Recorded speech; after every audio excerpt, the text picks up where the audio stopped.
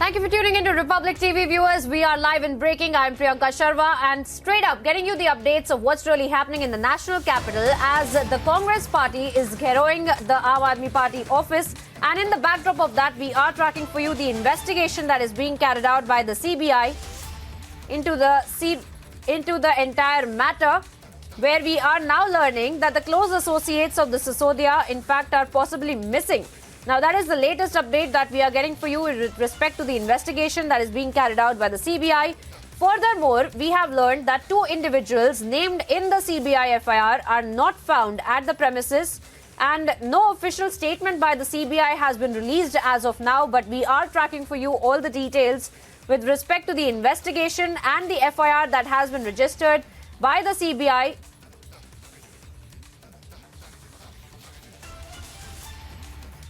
And of course, we are getting for you the latest when it comes to the investigation. Remember, viewers, we had seen high voltage drama unfolding in the national capital, where raids by the CBI were being carried out,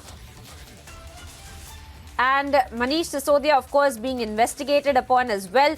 Shravan Sen, our senior editor, is joining me on the broadcast as well. Shravan, tell us more about the details that you have been picking up for us with respect to the close associates of Manish Sisodia, also probably missing. And in fact, two individuals named in the CBI FIR are not found at their premises, is what you are also breaking down for us.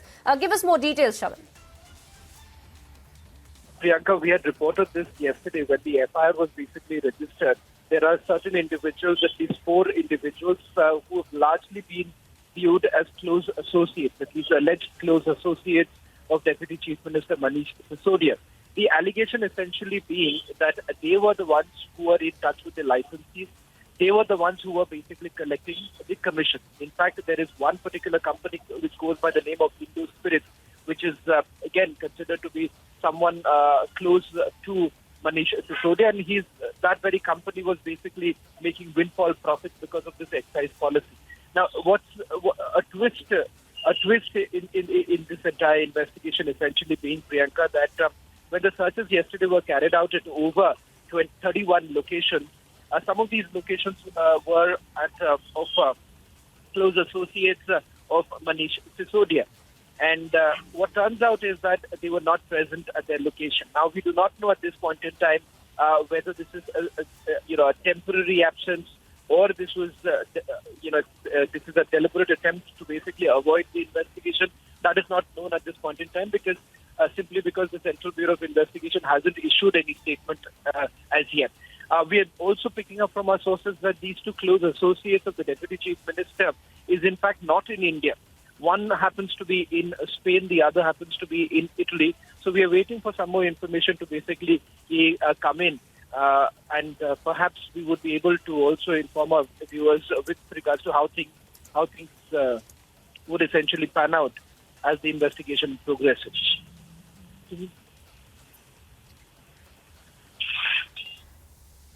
Well, yes, Shravan, if you could also, expand upon the latest details that you're bringing to us with respect to the investigation into Manish Sisodia, and also the other counterparts as well that you've just mentioned, the other people in fact had not been present at their premises as well. What are your sources telling you with respect to the investigation going on further into Manish Sisodia being at the epicenter of it? Yeah. Well, it's going to be important in terms of the close associates, because remember what is essentially happening, Priyanka, with this excise policy which was proposed back in the year 2020 and then implemented in 2021. If you simply go by the cabinet note, it appears that only a section of the liquor companies, or rather middlemen, who are basically benefiting from the excise policy. Just to elaborate on this point, essentially what was happening is that Delhi, which is basically subdivided into multiple zones, in which each of these zones had a specified number of vendors, we are now given to understand that what was essentially happening was that most of these vendors, they were limited number of vendors. The number of shops had also basically reduced. Initially, before this policy came into the picture, roughly about, we were looking at about 800 such shops, which were reduced to about 400 after this excise policy came in. And the profits that were essentially being made, it was only for the liquor company. There was no revenue generation for the government in place.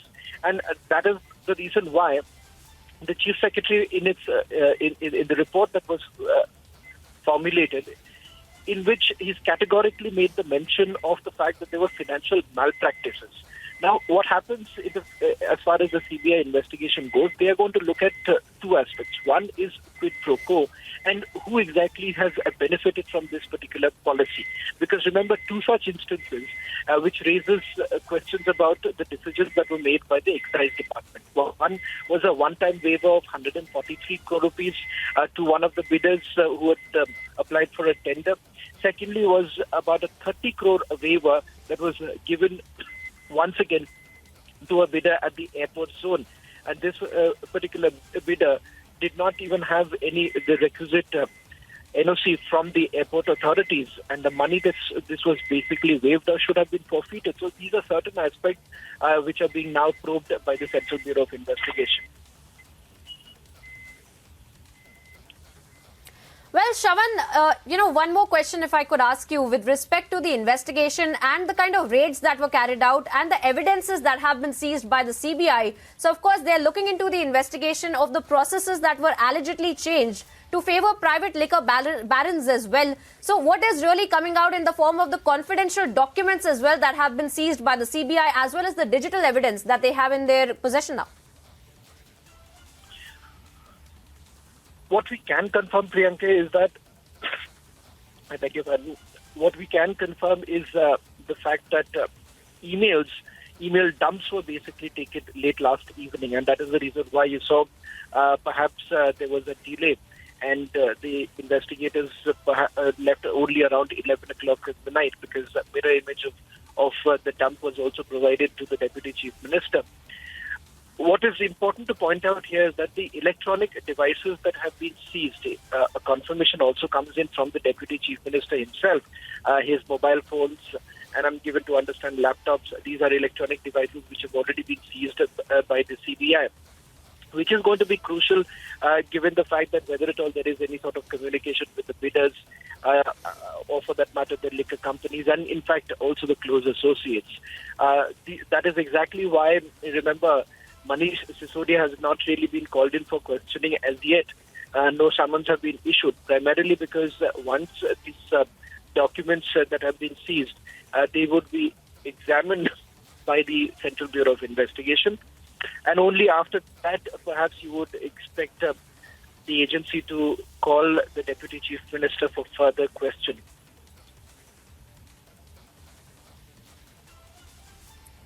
All right, Shravan Sen, our senior editor there, breaking down the details, viewers, of this investigation that is being carried out, and of course bringing you the latest updates as far as the CBI is concerned, looking into this entire investigation further, and also the evidences that they have seized in the raids that were carried out in multiple locations.